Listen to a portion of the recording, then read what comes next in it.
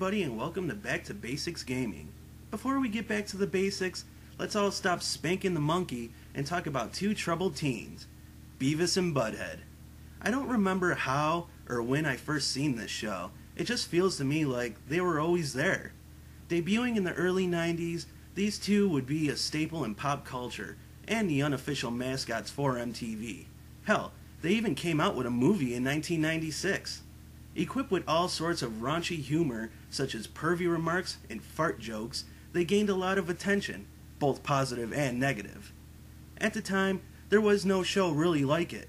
Now, we have all sorts of shows that push the limits, such as Family Guy, South Park, and many more. But back then, it was just them, and it was awesome. So, of course, as we all know and often talk about, cashing in on the popular series was a no-brainer. From action figures, to t-shirts, to video games. It would make perfect sense to make video games out of these two. With such a colorful cast of characters, and two of the most well-known animated characters of the 90s, it doesn't seem like such a bad idea. So, the question is, how do you make a game based off of the show? Well, Beavis and Butthead sure did have many fun, yet simplistic adventures, and in the movie, they did all sorts of incredible things, even to the point of meeting the president. So what are we waiting for? Let's check out a couple of Beavis and Butthead games. First up is Beavis and Butthead on the SNES. So the game starts up just like the show, and everything looks and sounds good. Afterwards, we cut to the main menu, and everything here looks standard. The game has a 2-player feature, but as usual, for any of my normal reviews, I fly solo. There's also a password feature, so that's good, and we got some options as well. Here we got the options to turn the music on or off, a stereo option, and this option here that I'm assuming is a difficulty option, though it's not specified in the game. It just says Wimp, Cool, or Dude. Well, since Wimp was the default setting, I guess I'll just go with that. The next screen takes us to a very familiar setting with just more garbage laying around than normal, and we watch Beavis and Butthead laugh and complain that there's nothing on TV. I like how they say there's 57 channels and nothing on. Well, don't feel bad. Back when I used to have cable, I had about 500 channels, and nothing good was on any of those either. The premise of the game is to do a bunch of cool things so they can get to see the band Gwar for free. I'm not kidding. Even this concept sounds too stupid for a game that bears the name of Beavis and Butthead. Anyways, the game will allow you to choose your level via the TV screen. There's a few options, but I'm going to start at the school. When the level starts up, I immediately want to familiarize myself with the controls. So you can duck, you can stick your tongue out, and generate random thought bubbles. You can also perform a joint move. Depending on who your main character is, they kick each other up in the air, mainly to avoid obstacles. And you can also slap Beavis. Well, I admit, Butthead slapping Beavis is exactly like the show. Now, in this game, you control Beavis or Butthead at almost any given time. The computer will have your secondary characters shadow you, and they'll be invulnerable to any hazards or enemies as well, so no worries there. What you will have to worry about, however, is all the hazards and enemies this game sends your way. Let's see what we have here in the halls. Skateboard kids that never seem to end, Todd kicking down lockers and kicking lockers open. Doesn't he have anything better to do? Basketballs that come out of the open lockers trying to hit you, and that's it. The levels are long though, so there's various areas to explore, such as the cafeteria. Get me some nachos, butt wipe. Now we gotta deal with this fat kid throwing apple cores, cafeteria guy throwing food, more god-awful skateboard kids, another kid throwing apple cores, and kids crawling on the ground. The roster is cheap and generic, and there's no satisfaction when an enemy is defeated. That is, if you can even defeat them. Like this fat kid here that was throwing apple cores at me the entire time throughout the cafeteria. I kinda assumed that I would be able to take him out at the end of the screen, but nope, he's just gone forever. Now, let's talk about the weapons. Sometimes you get this gun that shoots Nerf balls, and sometimes you find this bat with a boxing glove on it. The Nerf gun is trash because it has low ammo most of the time.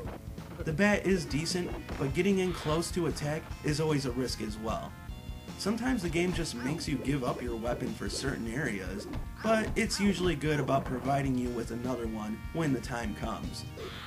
The next area is the halls again, except this time you'll have McVicker chasing you. And you don't want him to catch you, because if he does, you lose a whole life. Best way to keep him off you is just to move cautiously and shoot him and Todd every once in a while with the Nerf gun. This segment of the stage actually gives you a decent supply of ammo. If you try running from him, that'll just get you killed because of all the hazards in the way. Especially with them damn skateboard kids. They have got to be one of the most annoying enemies I have ever come across in a game. They wouldn't be so bad, but they frequent the stage way too much. Anyways, after you get past this area, Beavis and Butthead decide to go piggyback. I guess because that's what Todd and Earl are up to as well? All the while you have to dodge basketballs and more friggin' skateboard kids. I'm not even joking. Doesn't this just seem like overkill? Why not give me the kid crawling on the floor once in a while? Or hell, even the unkillable fat kid throwing apples. Why always this kid? Ugh! Well, anyways, just survive and smack Todd and Earl around when you see them, and you'll make it to the showers. Now you have to deal with this kid that keeps trying to whip you with a towel. He really wouldn't be so bad, except for the small tiny fact that he's friggin' invulnerable. Sure, when you hit him, it stuns him for a short period of time, but it's not even that long. He was still able to smack me with the towel when I was making my way past him. He isn't the only thing to worry about here either, because we got hot showers that can also hurt you. Now granted, I have this vendetta about water hurting you in video games, but with this I can let slide, because clearly you can see the steam from the water indicating that it's hot. So I'll let this one go. Anyways, every now and again, you'll spot the coach with serious balls of steel. Buzz cut. Kick me in the jimmy! No way. I said do it!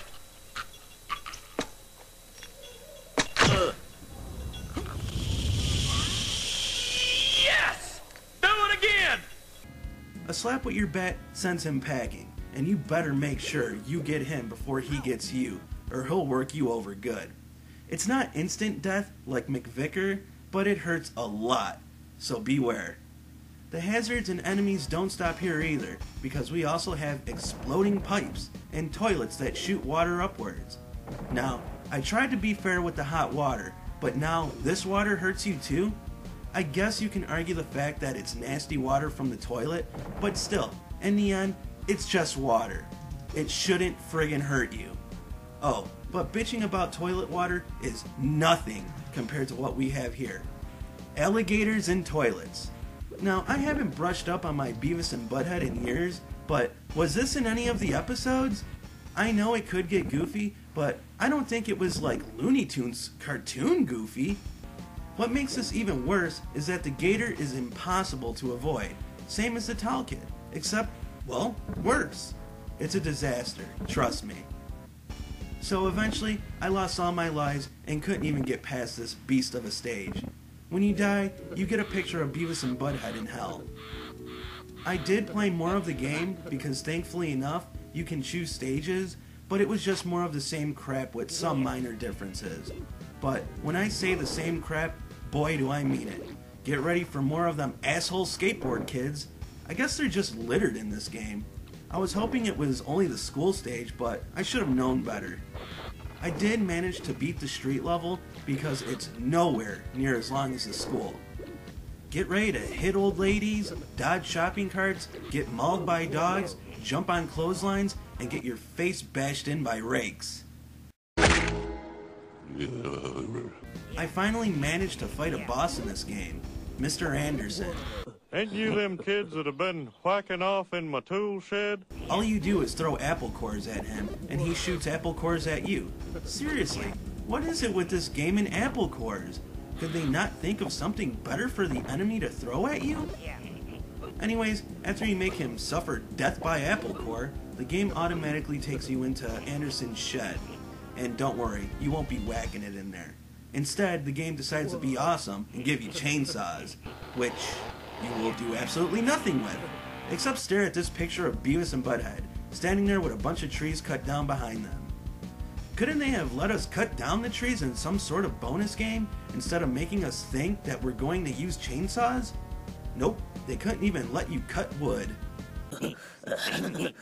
Wood. The strange thing about this picture is that they allow you to move Beavis's mouth with the A button. I don't know why they allowed the player to do this, but I just kept spamming the button over and over to make his mouth move really fast like an asshole. Afterwards, the game lets you do some couch fishing. You can get health and whatnot by doing this, but if your line gets caught on the old lady, it ends the bonus instantly. The game gives you a rather enjoyable password to jot down, and that about sums it up. I did try the next level, but it was just more of the same. The game has decent graphics, the music isn't horrid, and the settings are good. Plus, the continuous laughter and talking from Beavis and Butthead is a nice touch. But it's not enough to save the game from its drab gameplay, cheap enemies, and ridiculously long levels. They wouldn't be too bad if they were spaced apart and actually refilled your health bar. Even after beating a stage, they're too cheap to replenish your health, and instead give you this couch fishing segment of raining ice cream cones, burgers, and steaks. The plain and simple of it all is that Beavis and Butthead totally sucks on the SNES. This sucks. Yeah, it really sucks. Next up we got Beavis and Butthead on the Sega Genesis. So, after you insert and power on the game, Insert. you'll be treated to a scene of Beavis and Butthead. This scene was pulled straight from the show. Pretty cool. Like the Super Nintendo version, the game takes you straight to the options screen. Everything here looks good, and you even get old Beavis and Butthead trying to get a game to work. You can also do 2 players in this game as well, but as we already know, I'll be going it alone. So the game will start off with Beavis and Butthead watching TV, and they see Gwar will be in town for a concert. They buy the tickets, but soon lose them to Mr. Anderson's dog. Afterwards, Mr. Anderson unknowingly runs over the tickets with his lawnmower. It's now Beavis and Butthead's job to find all the ticket pieces which are scattered throughout their town, and put them back together so they can see Gwar. Now, as ridiculous as this premise may seem, it's a fucking gem compared to the SNES version. There's actually a goal here. The story has substance to it. Now, once you have control of your character, you'll see a huge difference in graphics. This game is way nicer looking. The SNES version wasn't too shabby, and its animations were nice, but when compared to this, it's no contest. Also, this game is way different than just some side-scrolling adventure. Sure, you can pick different levels via the TV, like in the SNES version, and it is pretty basic side-scrolling, but think of the game as more of a point-and-click adventure mixed with side-scrolling and platforming. The player can choose to be Beavis or Butthead at any time during the game, again, much like its SNES counterpart, and they can carry a set number of items and weapons. For example, I believe you can only carry 3 or 4 items per character, but since there's 2 of you, that would bump it up to 6 or 8 items. And this game is all about item collecting and trying to figure out where to use it and what to do with it.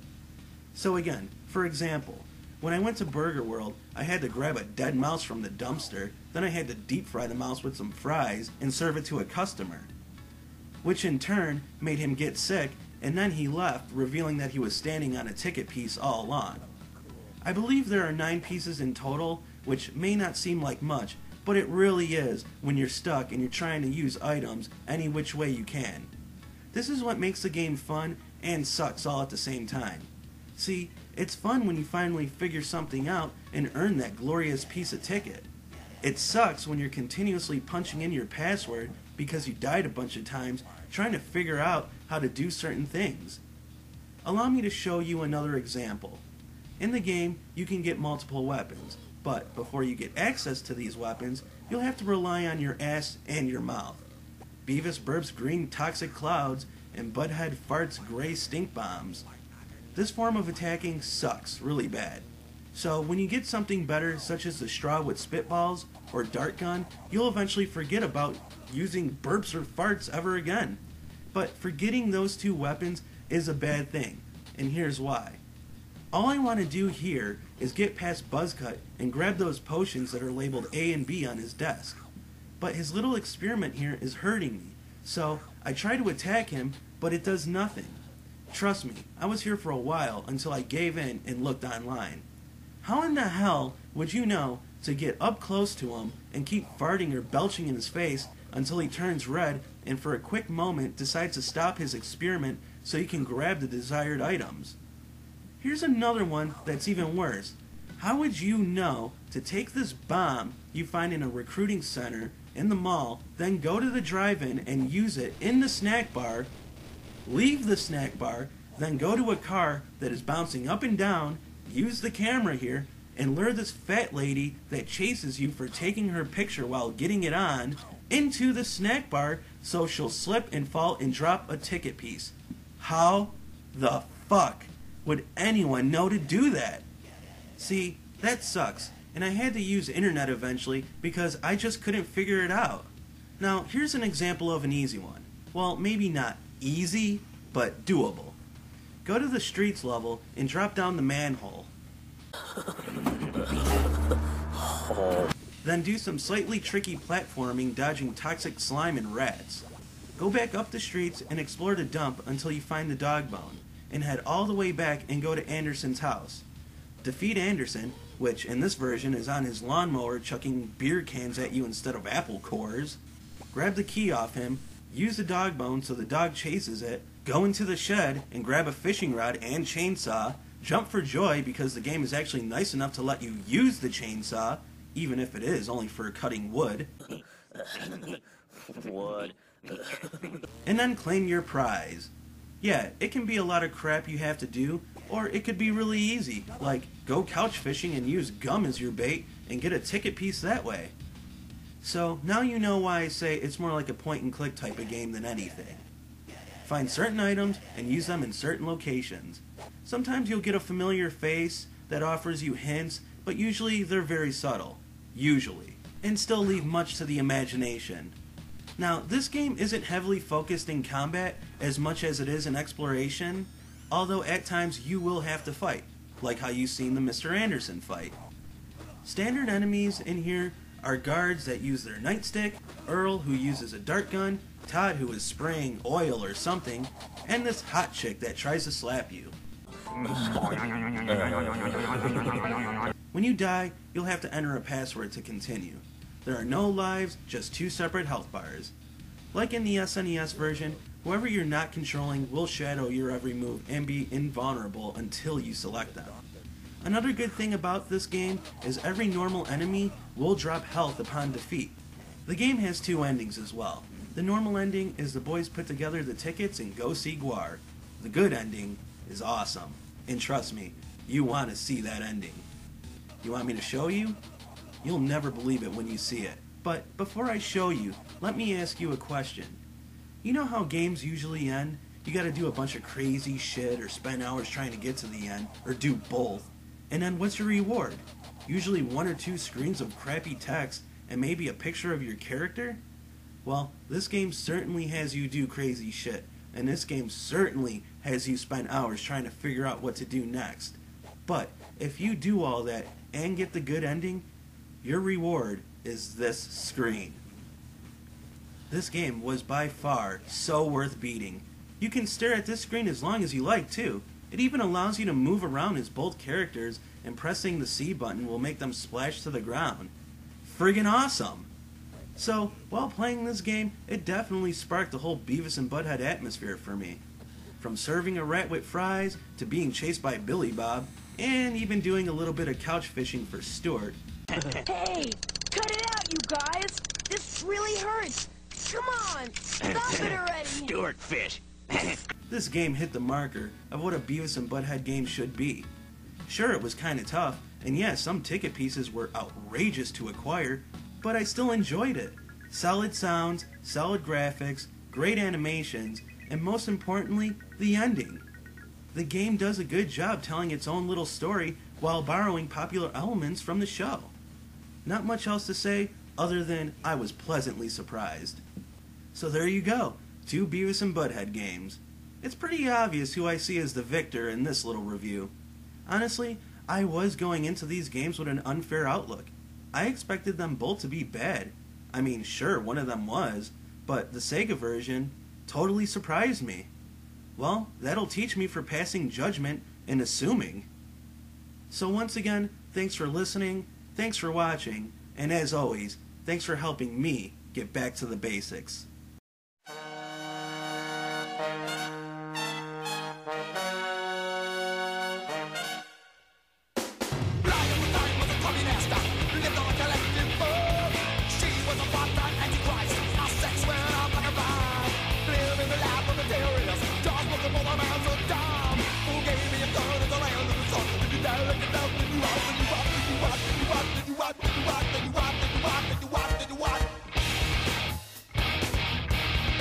Saddam. Patience round.